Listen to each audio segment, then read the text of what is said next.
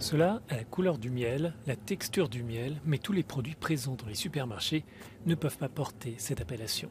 L'augmentation de ces produits frauduleux a poussé le Parlement européen à engager une réforme du texte surnommé la directive Petit Déjeuner.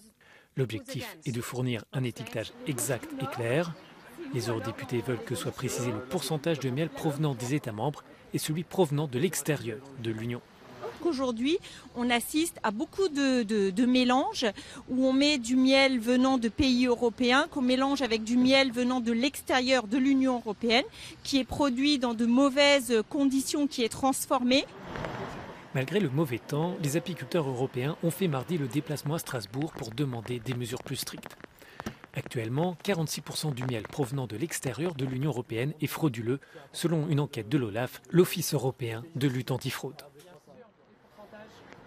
La Chine, la Turquie et le Royaume-Uni sont les principaux fournisseurs de ce faux miel dans les États membres.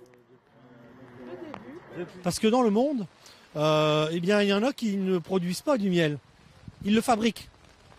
C'est pas pareil. Et moi je dis que si l'Europe ne légifère pas actuellement sur la nouvelle directive, avec les pourcentages exacts, tout ce que l'on demande au sein du COPA, eh bien un jour on va aller devant un scandale sanitaire. Que c'est plus du sucre qu'ils vont rajouter. Ça va être un autre produit. Et là, ça risque d'être dangereux pour la population. La falsification du miel, avec l'ajout de sirop par exemple, permet de réduire son prix. Selon les apiculteurs, cela entraîne une inflation des compétences pour les professionnels. Cette situation menace l'activité et la survie du secteur en Europe, qui souffre dans le même temps des conséquences du changement climatique. Les apiculteurs rencontrent de plus en plus de difficultés pour maintenir leurs ruches et la production de leurs abeilles.